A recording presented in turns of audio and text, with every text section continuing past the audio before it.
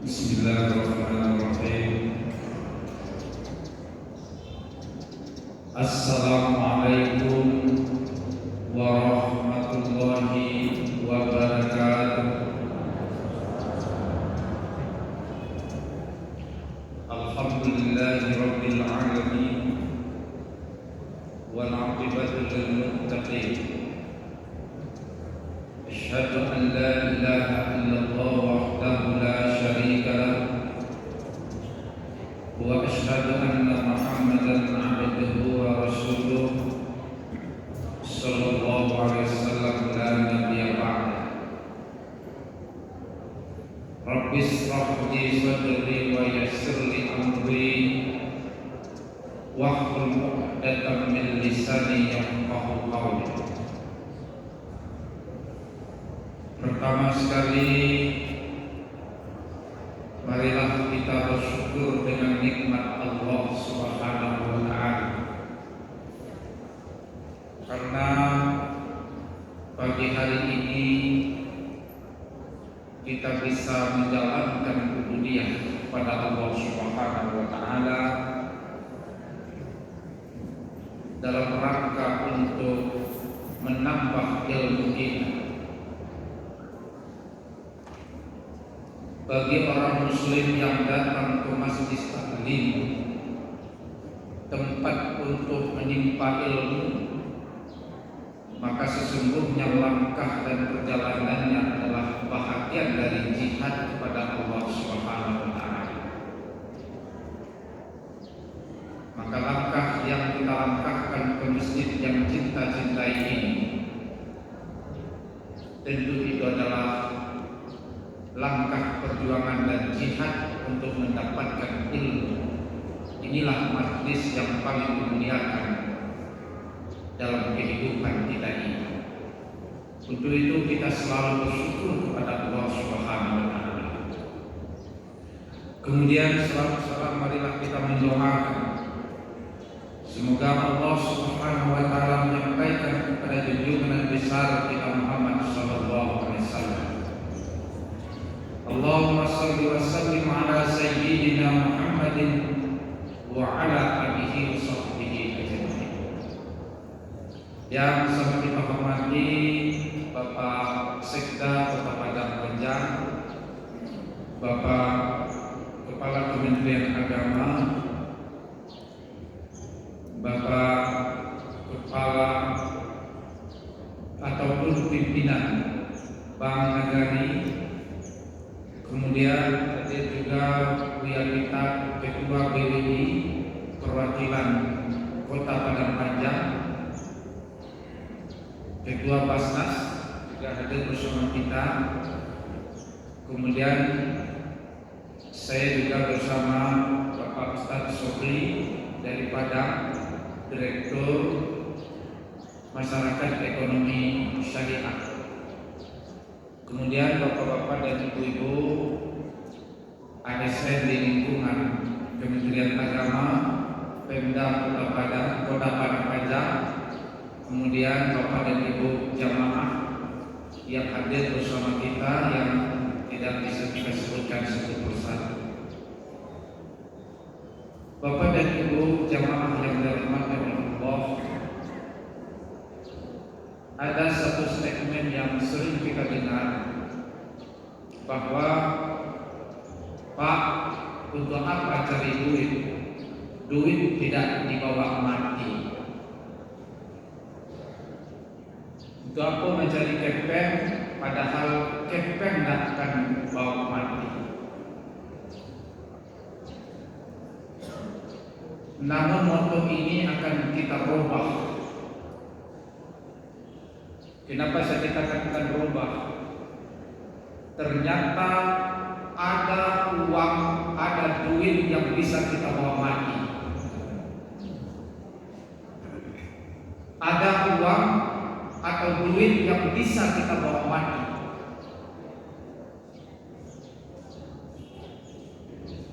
Saya pernah berkenalan dengan seorang dokter dan beliau adalah seorang mu'alaf. dan sekarang dia menjadi profesor pakar sebagai dikenal dengan pakar ekonomi Islam. Kalau Bapak dan Ibu sering membaca buku, maka dia telah menulis beberapa buku, yaitu Profesor Dr. Muhammad. Umur 21 tahun dia hijrah ataupun menjadi mu'alaf masuk Islam.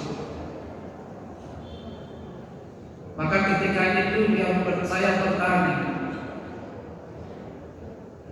di dalam bagaimana sebagai seorang yang awalnya sebagai Chinese,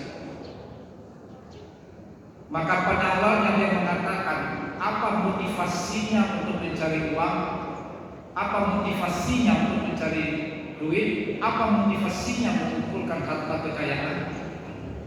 Maka motivasi awalnya adalah bagaimana dia meninggalkan 7 turunan harta dan kekayaannya. Tetapi ketika dia sudah mu'alaf, maka cara kerjanya, cara dia ingin mendapatkan duit adalah sama, yaitu dia selalu semangat, seminar kemana-mana, buka bisnis di mana-mana, tetapi niatnya tidak lagi untuk meninggalkan harta untuk 7 turunan, tetapi niatnya adalah saya ingin menjadi orang yang paling banyak zakat saya dan orang yang paling banyak berwakaf di dunia ini. Sebab Ibu, Bapak-bapak, kalau kita berniat untuk mendapatkan harta dan ingin menjadi orang yang terbanyak zakatnya, maka mesti jadi orang kaya. Bapak kalau punya duit 100 juta, maka zakatnya hanya 2,5 juta. Tapi kalau punya duit 21 miliar, maka zakatnya adalah 25 juta.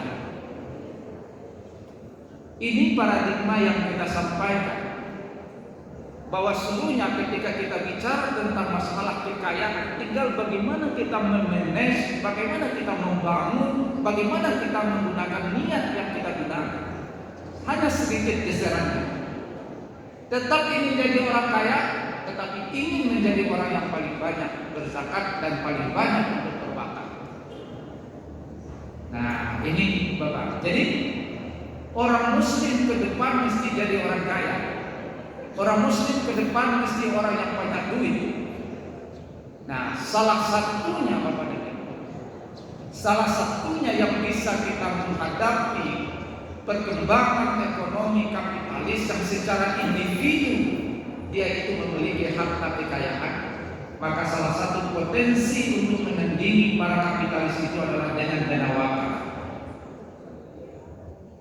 Karena tidak mungkin kita, kalau dana umat kita bisa gerakkan, dana umat bisa kita jalankan, maka sesungguhnya kita bisa membangun idealisme kita.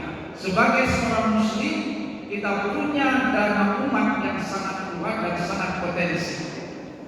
Saya sudah kita hitung untuk Sumatera Barat saja potensi dana wakaf ini, kalau kita hitung dengan kita berwakaf 5.000 saja, maka kita bisa 1 tahun itu adalah sekitar 319 miliar. Ini potensi wakaf itu.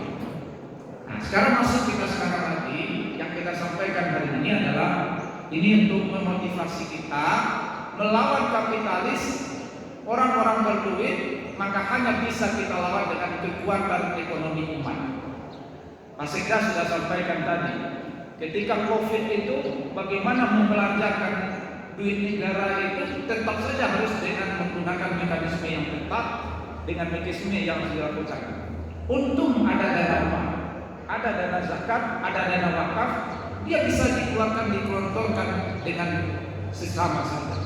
Nah, inilah saya katakan. Jadi ini awal bagaimana kita membangun, kenapa kita harus berbicara tentang wakaf uang ini. Kenapa kita harus berbicara tentang wakaf uang? Ini sudah dibuktikan dengan COVID kemarin itu. Nah, dengan COVID kemarin itu ternyata kekuatan dana zakat, wakaf dan sebagainya. Itu satu. Yang kedua, Bapak dan Ibu kami sampaikan kenapa kita harus melihat potensi dana wakaf ini. Sepertinya Pak Sekda, pemerintah pun sudah mulai melirik. Kemarin Bu Sri Mulyani ketika kita bertemu, ketika kita melakukan ikut dalam seminar tentang wakaf, dia mengatakan bahwa sebelumnya sekarang bagaimana kita menggerakkan dana umat untuk bisa membantu program-program dari pemerintah ini. Tapi Bapak dan Ibu jangan salah paham juga nanti, pemerintah sekarang semuanya mau dikuasai. Ini hanya kita lihat dari positifnya. Ternyata positifnya, dana umat ini sudah dilirik sebagai sebuah solusi bagaimana mengatasi, bagaimana kita bisa menyelesaikan masalah kenegaraan ini. Ini satu poin yang kita ambil. Bapak dan Ibu sedang jemaah yang dirahmati oleh Allah, kita masuk sekarang. Apakah memang berbicara tentang wakaf uang ini adalah sesuatu yang baru? Kalau dari sisi fatwa Bapak dan Ibu, wakaf uang ini fatwanya sudah ada sejak 11 Mei tahun 2002. Fatwa Majelis Ulama Indonesia tentang wakaf uang. Jadi kalau seandainya kita lihat mungkin dari kalangan dari kita dari Kementerian Agama, wakaf uang adalah sesuatu yang sudah lama diperbincangkan. Nah sekarang saya akan menjelaskan ada 3 poin saja Bapak. Yang pertama adalah apa sesungguhnya wakaf uang itu. Lalu nanti Bapak dan Ibu akan bisa melihat bagaimana juga perbedaannya. Kita ada zakat, ada infak, ada sedekah, ada yang lain sebagainya. Semuanya ini sebenarnya adalah kita anggap sebagai dana umat, dana kekuatan umat. Tetapi para ulama menyebutkan dan membeda-bedakan namanya. Ada namanya wakaf, ada namanya infak, ada namanya sedekah, ada namanya zakat. Nah, sekarang kita lihat dari pengertian secara undang-undang. Karena kita bicara tentang wakaf itu harus melirik juga kepada undang-undang. Di dalam undang-undang dikatakan wakaf adalah perbuatan hukum si wakif untuk memisahkan atau menyerahkan sebahagian harta benda miliknya untuk dimanfaatkan selama-lamanya atau untuk jangka waktu tertentu sesuai dengan kepentingan untuk ibadah dan sesuai dengan syariat. Bapak dan Ibu, secara undang-undang apa yang saya ambil di sini bahwa wakaf itu ada 2.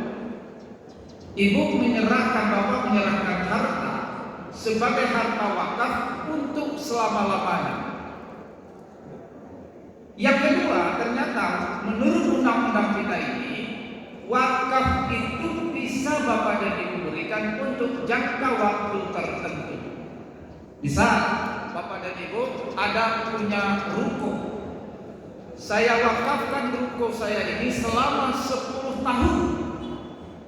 Berarti selama 10 tahun pendapatan dari ruko ini maka itu akan digunakan untuk kemaslahatan umat, untuk membangun masjid, membantu anak yatim, membantu orang miskin dan lain sebagainya.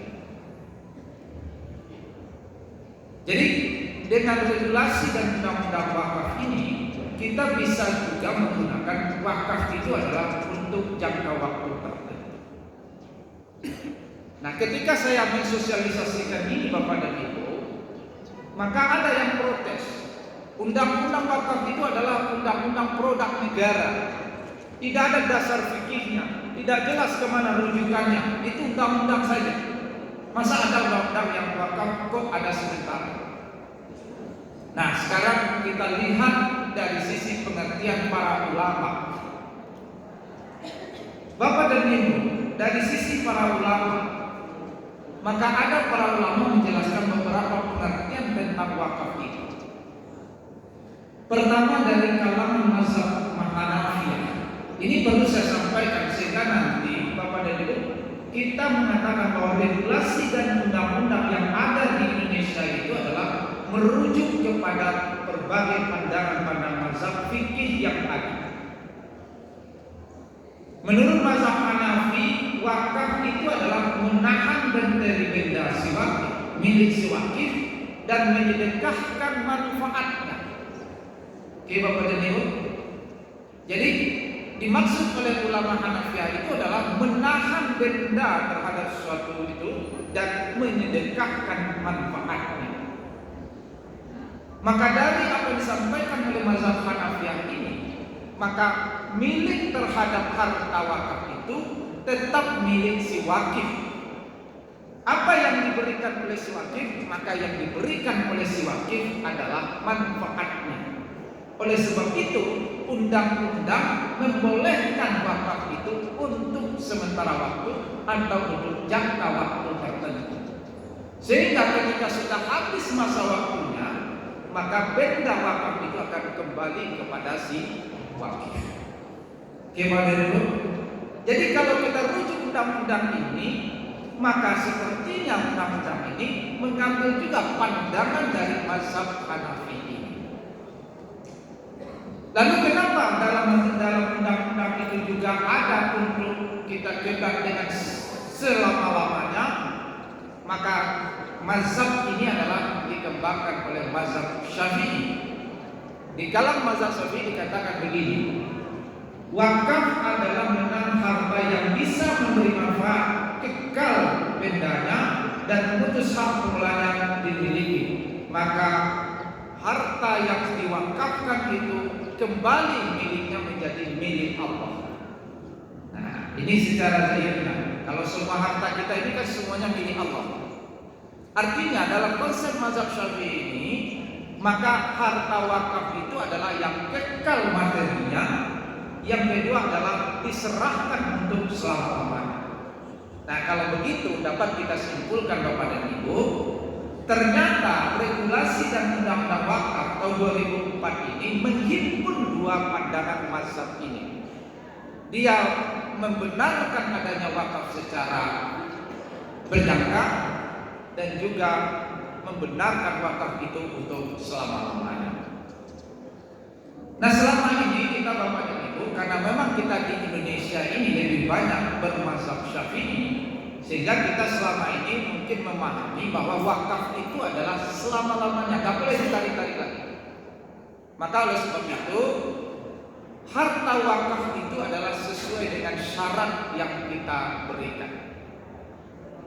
Bapak dan Ibu, maka di dalam kitab-kitab fikih dijelaskan bahwa wakaf itu adalah benda yang sesungguhnya materinya bisa dipertahankan.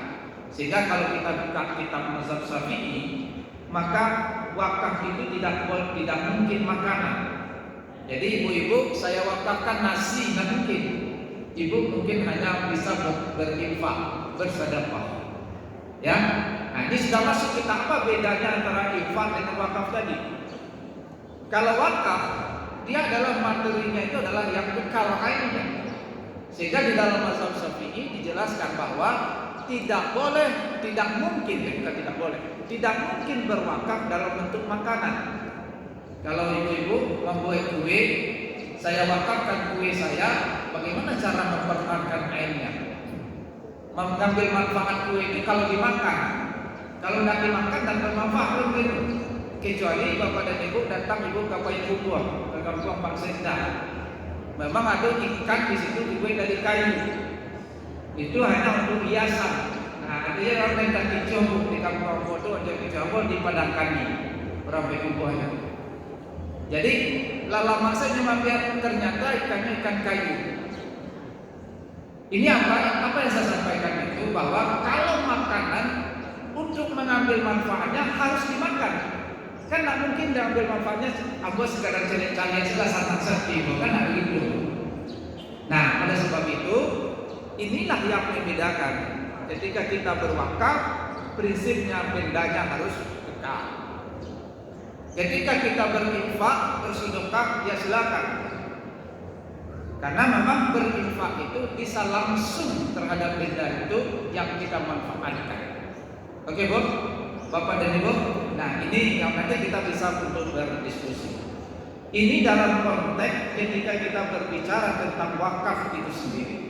Jadi di dalam konteksnya kita berwakaf bisa untuk selama-lamanya dan bisa untuk sementara waktu.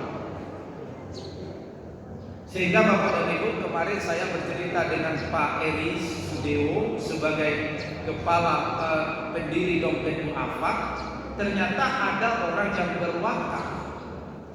Pom bensin itu satu pipanya itu adalah untuk diwakafkannya.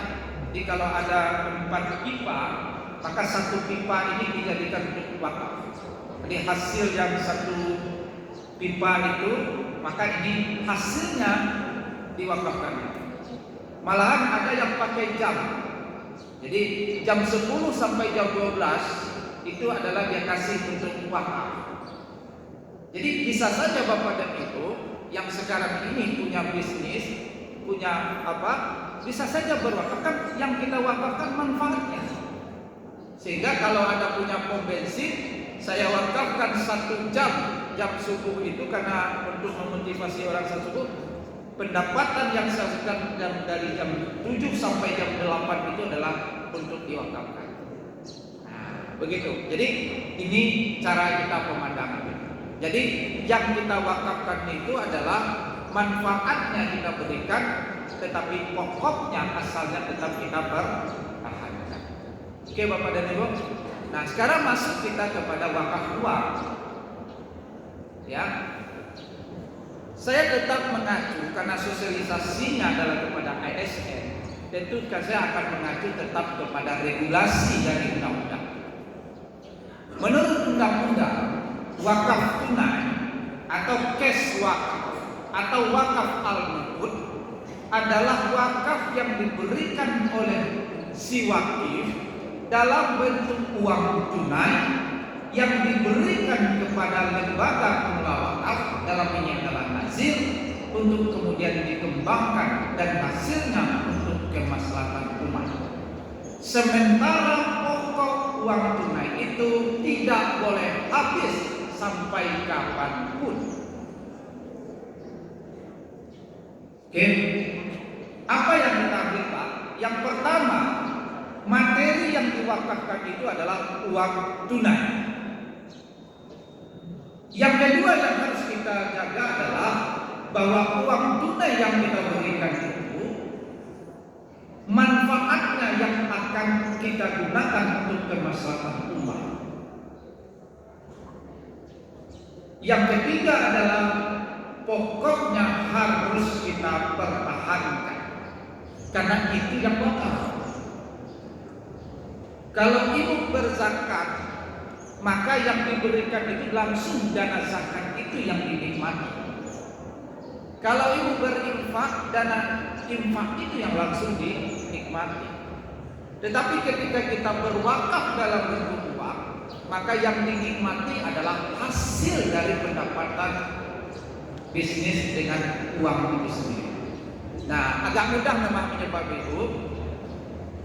Kalau ibu-ibu mau berwakaf misalnya 1 miliar, lalu dimasukkan dalam bentuk deposito, maka yang dibagikan itu bukan dana yang 1 miliar, tetapi yang dibagikan kepada umat itu nanti adalah pendapatan ataupun hasil atau bagi hasil dari deposito itu.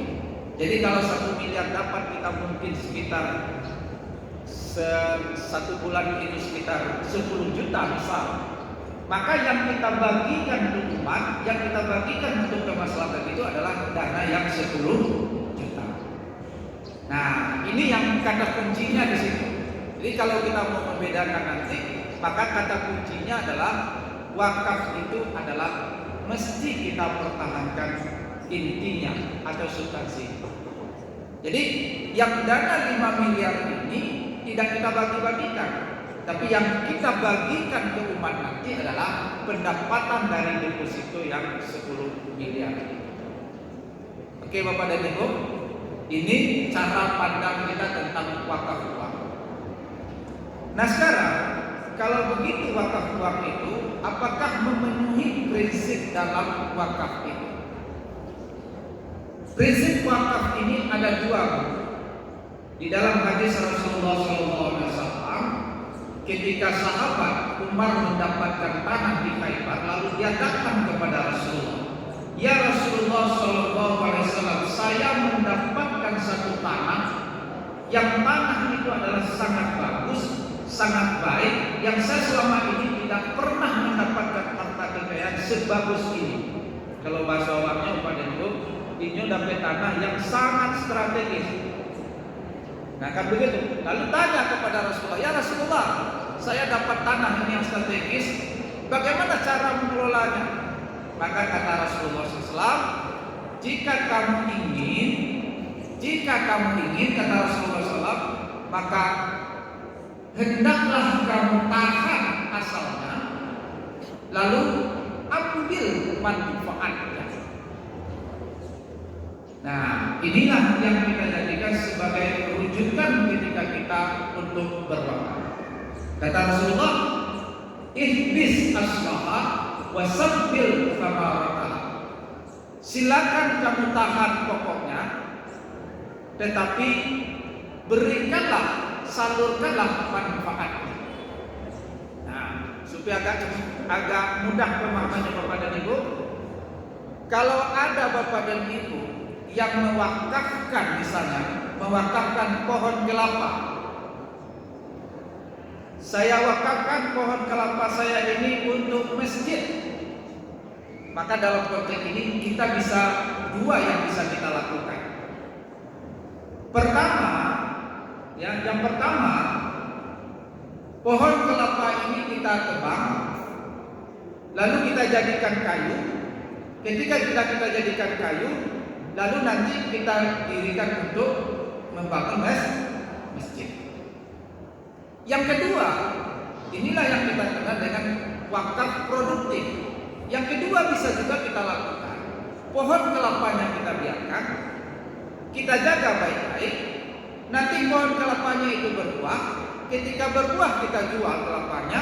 Ketika kita jual kelapanya, kita bangunkan ke masjid. Oke? Nah, inilah makna dari wakaf itu.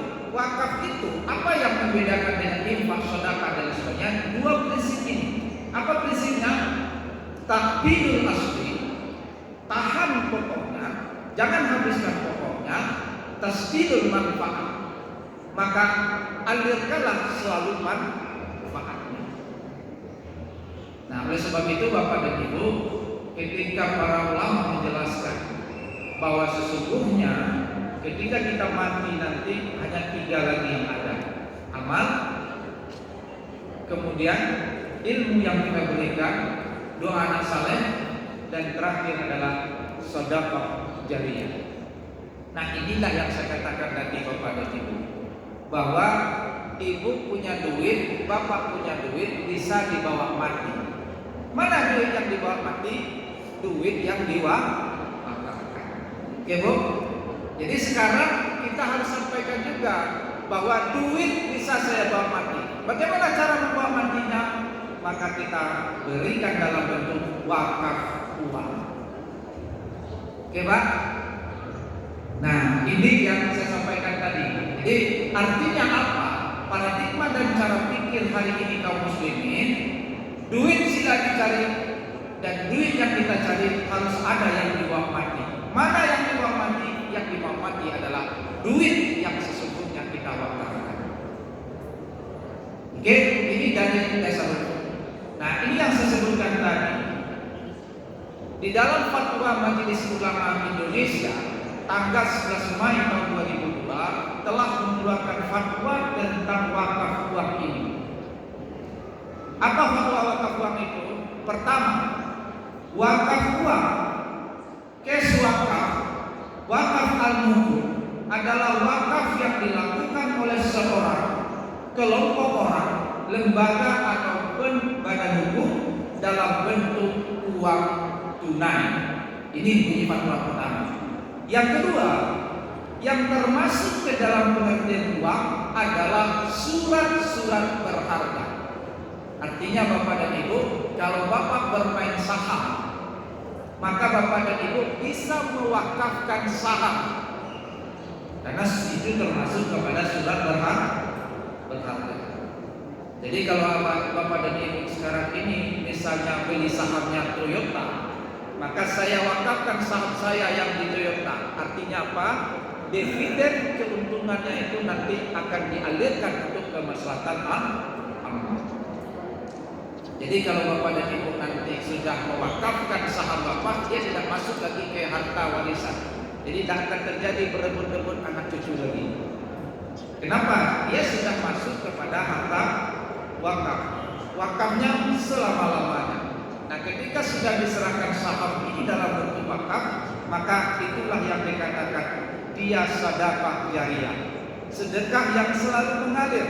Ibu sudah mati, saham Toyotanya masih punya dividen, dividennya tetap mengalir kepada Bapak dan Ibu. Ibu mungkin buka saham di Semen Padang, buka saham di mana-mana, lalu satu bahagian atau sebagian dari saham itu kita peruntukkan sebagai sebuah wakaf. Ini fatwa Majelis Ulama yang termasuk kepada uang tunai adalah surat-surat berharga.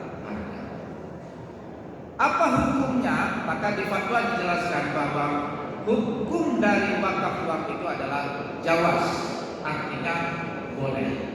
Jadi wakaf ini memang pada posisi dia tidak dalam konteks wajib, tetapi adalah jaiz.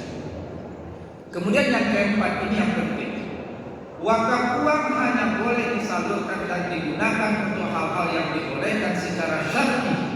Nilai pokok uang harus dijamin kelestariannya dan tidak boleh dijual, tidak boleh dihibahkan dan tidak boleh diwarisi. Nah, Bapak dan Ibu, kalau kita lihat ketika kita berwakaf dalam bentuk uang, maka prinsip ini bisa kita jaga. Menjaga keutuhan uang itu bisa, dan menjaga supaya dia tetap mengalir juga bisa. Gimana caranya? Kita investasi. Nah, Bapak Ibu sidang jamaah yang dirahmati Allah, maka di dalam regulasi itu ada dua istilah yang terkait. Ini karena sosialisasi terkait dengan istilah wakaf ini. Ada namanya wakaf uang, ada namanya wakaf melalui uang. Oke, Bu? Ada wakaf uang, ada yang wakaf melalui uang. Apa bedanya? Kalau wakaf dan uang memang kita menyerahkan wakaf ini wakaf saya. Lalu uang adalah sebagai objek dari wakaf itu sendiri. Kalau wakaf melalui uang, kayak kita membangun masjid selama ini. Bapak dan Ibu, masjid hari ini membutuhkan semen. Maka satu karung semen itu adalah harganya 62.000. Kira-kira Bapak dan Ibu, siapa yang mau berwakaf? Maka tunjuklah satu orang itu, Pak, saya berwakaf satu semen. Maka dia kasihnya duit. Artinya dia berwakaf melalui Sekarang kita mau membangun supermarket. Supermarket yang kita bangun nanti semua manfaat, semua keuntungan dan lain sebagainya, maka sesungguhnya kita akan berikan dalam bentuk wakaf, dalam bentuk kemaslahatan ammah. Nah, kira-kira siapa Bapak dan Ibu yang mau untuk melakukan wakaf untuk ini? Objeknya sudah jelas. Nah, saya 10.000, saya 100.000, saya 1 juta, saya sekian. Maka ini berarti kita wakaf melalui uang. Oke, Bapak dan Ibu. Nah, sekarang kita lihat bagaimana caranya supaya wakaf uang ini tetap dipertahankan asalnya dan manfaatnya bisa kita jaga. Maka oleh sebab itu, di dalam regulasi aturan tentang pengelolaan wakaf uang, dia punya prosedur yang berbeda dengan wakaf-wakaf benda lainnya. Bagaimana prosedurnya Bapak dan Ibu kalau Ibu melakukan wakaf uang? Maka ketika ini kita menyampaikan atau memberikan wakaf uang, maka dia harus melibatkan lembaga keuangan syariah penerima wakaf uang. Apa gunanya? Pertama adalah untuk menjamin bahwa memang wakaf ini bisa terjamin kebutuhannya. Yang kedua adalah bagaimana sehingga wakaf uang ini terjamin pencatatannya. Sehingga alurnya Bapak dan Ibu, ketika Bapak Ibu misalnya mau berwakaf 5 juta, lalu datang ke lembaga keuangan syariah. Kalau di sini lembaga-lembaga keuangan syariah yang sudah ditunjuk oleh Kementerian Agama itu adalah Bank Syariah Mandiri, kemudian BRI Syariah, sekarang sudah menjadi Bank Syariah Indonesia (BSI). Dan insya Allah Bank Nagari Pak Zul, kita sudah mengurus sekarang di BWI Sumatera Barat. Bank Nagari juga kita harapkan untuk bisa menjadi lembaga keuangan syariah penerima wakaf uang. Dan insya Allah Pak Zul akan konversi Bank Nagari ini menjadi Bank Nagari Syariah. Mari kita berdoa kepada Allah, mudah-mudahan pelaksanaan konversi ini berjalan lancar. Amin, amin ya rabbal alamin. Saya sampaikan ini sedikit Bapak dan Ibu. Ternyata memang dakwah ini adalah bagian penting yang dilakukan oleh Pemda Padang Panjang bekerja sama dengan Kementerian Agama BWI. Ternyata dakwah yang paling efektif itu memang adalah dakwah dengan kekuasaan. Kata Rasulullah, kalau ada kamu melihat kemungkaran, cegahlah dengan tanganmu, dengan kekuasaanmu. Kalau tidak ngomong, kalau tidak bisa juga diam saja, tidak bisa saja berdoa saja. Maka kasus terhadap konversinya Bank Nagari menjadi Bank Syariah ini adalah bahagian dari dakwahnya para pemegang saham. Tahun 2019, akhir 2019, pemegang saham Bank Nagari sudah sepakat untuk mengkonversi Bank Nagari menjadi Bank Nagari Syariah.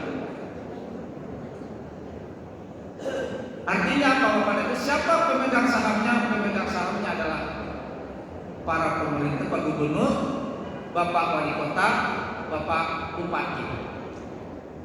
Sekarang Bapak dan Ibu bisa bayangkan ketika kami kemarin kita asosiasi tentang Bank Nagari Syariah, ternyata aset Bank Nagari itu sudah sampai sekitar 26 triliun. Ya Pak Zul ya? Tidak salah Pak Zul ya? Sudah sampai 26 triliun. Sekarang dengan rapatnya pemegang saham tanggal 2019, maka dana 26 triliun ini akan dikelola secara syariah. Ini artinya apanya? Dengan kekuasaan itu, maka 26 triliun dana akan bisa dikelola secara syariah. Ketika Bank Nagari konversi menjadi syariah. Saya, Bapak dan Ibu, sejak tahun 96 semenjak saya jadi dosen, lalu saya sudah juga menyampaikan bagaimana kita berekonomi syariah, bicara perbankan syariah, sampai sekarang mendirikan Fakultas Ekonomi dan Syariah. Saya belum bisa mengukur kinerja saya berapa orang yang sudah hijrah dananya ke syariah. Tetapi Bapak Gubernur, Bapak Bupati, Pak Wali Kota Padang Panjang termasuk, maka dengan dia mengatakan bahwa kami setuju konversi, maka 26 triliun langsung jelas indikatornya Pak Zul. 26 triliun dana akan dikelola secara syariah Pak. Tapi saya 96 dan bicara ekonomi syariah, berbagai syariah, tapi saya tidak bisa mengukur kira-kira Bapak dan Ibu sudah berapa yang hijrah duitnya ke syariah. Ya Pak Sekda. Nah, itulah yang saya sampaikan, termasuk apa yang dilakukan oleh Pak Sekda Kementerian Agama hari ini. Kita sosialisasi, meskipun apa yang disampaikan hari ini kita sosialisasi, tidak ada paksaan, tetapi memfasilitasi ini sudah akan ditanya. Jadi Pak Sekda nanti sudah ditanya oleh malaikat nanti. Pak Sekda sebagai Sekda, kira-kira apa yang sudah disahkan untuk mewakaf ini? Maka Pak Sekda sudah bilang, saya sudah usahakan, ya Allah. Apa usahanya? Saya sudah fasilitasi, ini tinggal di awal-awal saja. Nah Pak Sekda. Tapi kalau tidak ada tentu menjadi persoalan. Pak Sekda sudah jadi Sekda. Apa yang bisa dilakukan? Ampun asatora akan payah menjawab. Nah oleh sebab itu Bapak dan Ibu, hari ini kita sambung dengan alur tadi. Saya tidak mencari dengan wakaf.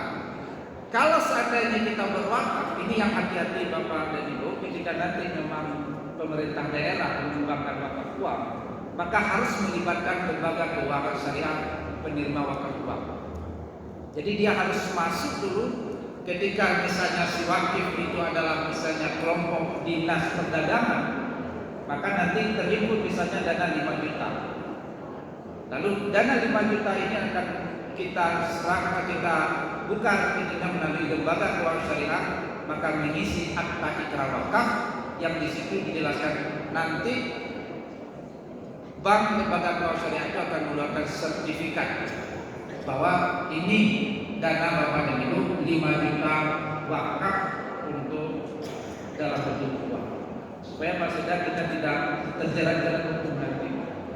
Jadi sederhana saja kalau dinas perdagangan kemarin itu bisa mengumpulkan misalnya 10 juta dari perorangan kita lakukan, lalu nanti kita datang ke lembaga keuangan syariah, ini adalah wakaf, lalu akan masuk ke rekeningnya BWI. Nah, nanti dana inilah yang akan kita sepakati pengelolaannya. Mau diapakan dana ini? Siapa yang mengelola ini? Maka yang mengelola ini adalah nazir. Jadi lewat ke lembaga keuangan itu hanyalah dalam rangka mencatat, dan yang kedua dalam rangka menjamin bahwa uang ini tidak akan habis, uang ini tidak akan hilang. Karena ketika berada di lembaga keuangan syariah, maka dia akan bisa kita gunakan, artinya dia akan bisa terjamin. Karena lembaga keuangan syariah ini kalau dia bangkrut, misalnya tutup, maka ada RSP, berarti dana kita masih aman. Nah, kira-kira begitu. Kenapa harus kita melibatkan lembaga keuangan syariah penerima wakaf? Bapak dan Ibu yang saya hormati, yang kedua, bagaimana kita bisa mempertahankan. Jadi sekarang Bapak dan Ibu juga mungkin baru mendengar, dan jangan salah paham dulu bahwa ini adalah uang wakaf kok digunakan negara. Sekarang ada yang dikenal yang disebut dengan wakaf link dengan suku. Ya, ini sudah agak besar pemahamannya. Maksudnya begini Bapak dan Ibu, sukuk ini adalah, kalau bahasa profesionalnya adalah obligasi, bahasa kitanya adalah surat hutang. Maka sekarang kita melakukan program dari BWI, program dari pemerintah itu adalah bagaimana wakaf ini dia masuk kepada sukuk. Untuk apa? Karena kalau dalam konsep sukuk atau dalam konsep obligasi atau surat hutang, kalau seandainya proyek itu gagal, seandainya bisnis itu gagal, maka orang-orang yang memegang surat hutang ini tetap harus dibayarkan haknya. Kan begitu Pak? Sehingga negara dengan sebutan sekarang apa yang disebut dengan surat hutang syariah negara. Kalau saya Bapak dan Ibu, kami di Kementerian Agama ini banyak bangunan-bangunan kami itu didanai dari dana SBSN. Ini yang disebut dengan surat berharga syariah negara. Kalau bahasa lainnya obligasi yang dikeluarkan negara. Kalau bahasa yang agak mudahnya surat utang negara. Nah, yang SBSN ini yang syariahnya. Maka banyak sekarang kampus UIN Bapak dan Ibu itu dibangun dari dana SBSN. Kantor-kantor tua banyak dibangun melalui dana SBSN.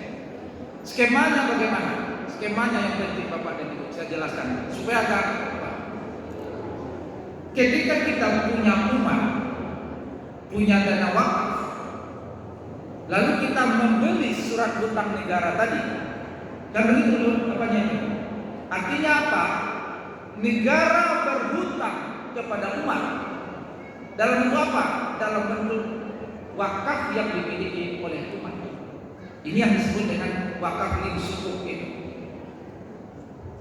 Maka ketika wakaf ini kita jadikan untuk sukuk, lalu negara nanti menjadikan ini adalah untuk membangun, dan ini dianggap sebagai surat hutang.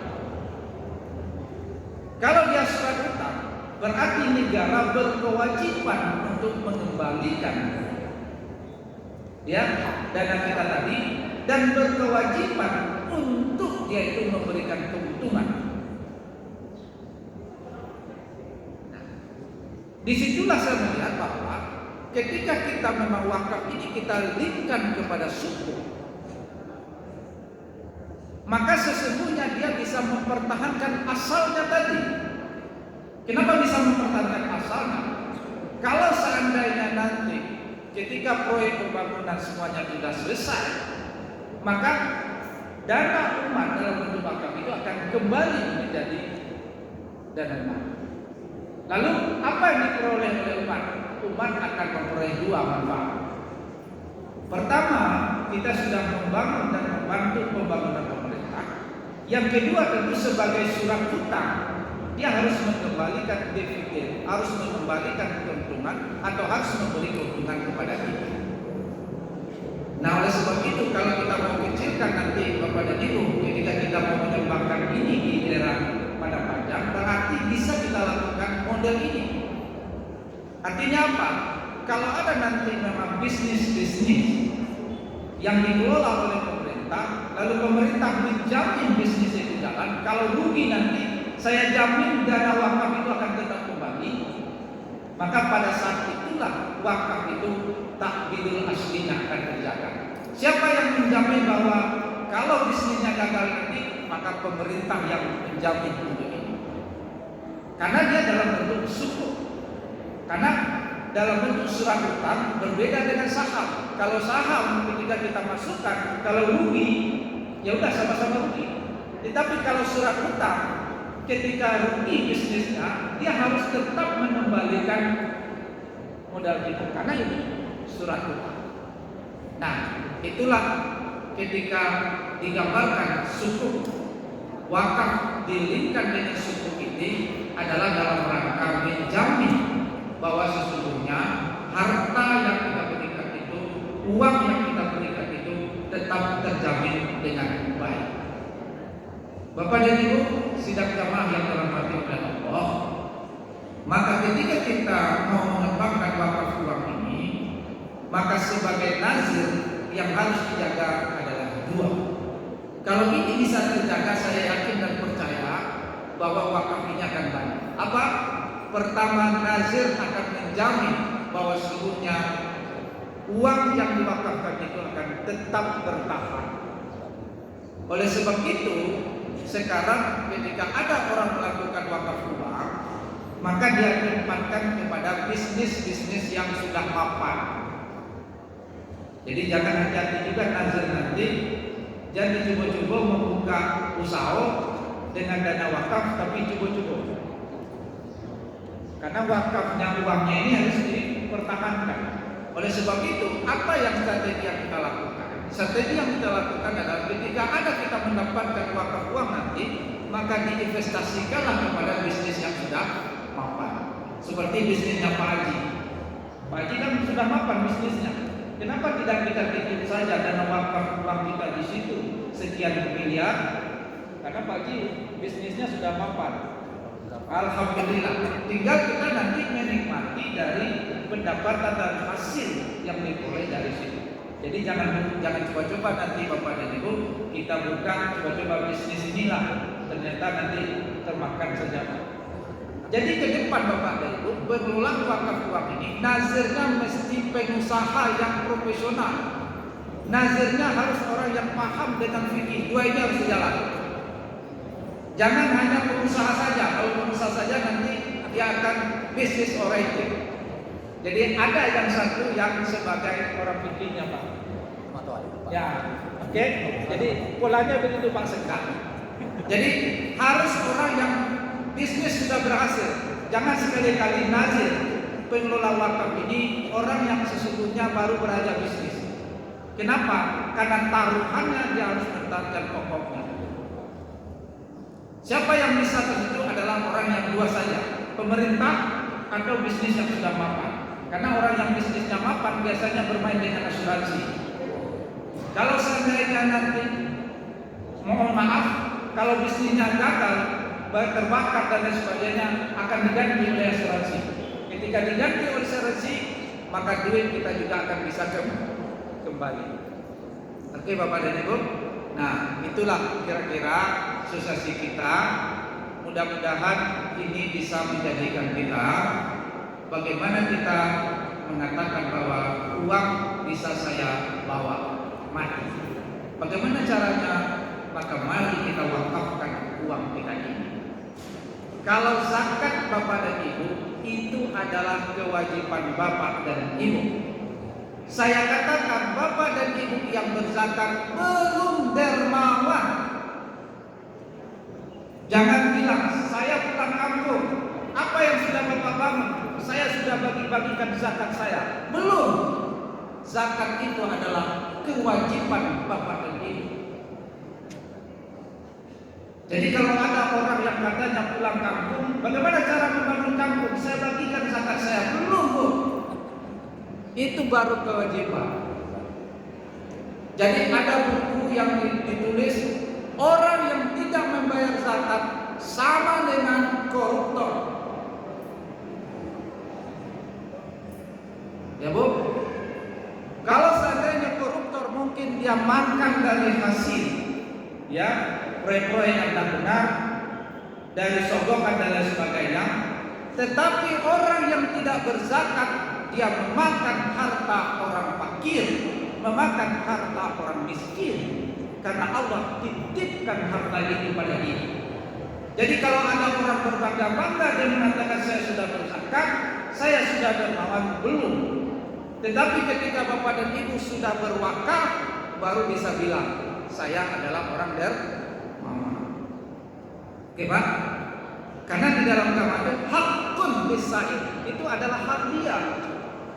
Jadi kalau kita membayar zakat, baru memulangkan hak orang miskin, baru memulangkan orang-orang fakir. Kapan kita menjadi dermawan? Kalau Bapak sudah berwakaf. Ya, Bu? Nah, Bapak dan Ibu, saya pikir itu, dan mudah-mudahan temuan kita ini memberikan berkah. Dan saya tidak tahu apakah ada sesi tanya jawab. Kalau ada silakan. Kalau tidak, kita nanti sambung kaji kita ini di hal-hal yang lain, di waktu yang lain. Saya yakin Pak Sekda, tentu apa yang saya sampaikan ini tidak seluruhnya utuh, dan mudah-mudahan apa yang saya sampaikan benar datangnya dari Allah Subhanahu Wa Taala. Dan kalau ada kekeliruan, itu adalah memang dari diri saya sebagai manusia. Ya, oke, Bapak dan Ibu, kalau seandainya ada yang nanti bertanya secara langsung, online, WA dan lain sebagainya, mungkin bisa mencatat nomor HP saya, dan insya Allah kita akan berkomunikasi dengan baik. Karena memang kita Bapak dan Ibu, nama saya Ahmad Wira, HP 08 1812 66 19022 0812 66 19022. Bapak dan Ibu, kita juga di masyarakat ekonomi syariah Pak Sekda, harapan kita program ke depan MES itu, masyarakat ekonomi syariah itu ada 3 yang sangat penting. Pertama adalah edukasi dan literasi tentang konversi Bank Mandiri. Yang kedua adalah percepatan lembaga keuangan mikro syariah. Saya dengar di Padang Panjang sudah menjadikan sebuah koperasi menjadi syariah, alhamdulillah. Kemudian yang ketiga adalah kita mau sosialisasi tentang wakaf uang ini. 3 inilah menjadi program inti di MES. Jadi kami sangat bersyukur sudah bisa dibantu untuk melakukan menyempatkan diri untuk sosialisasi. Demikian, banyak maaf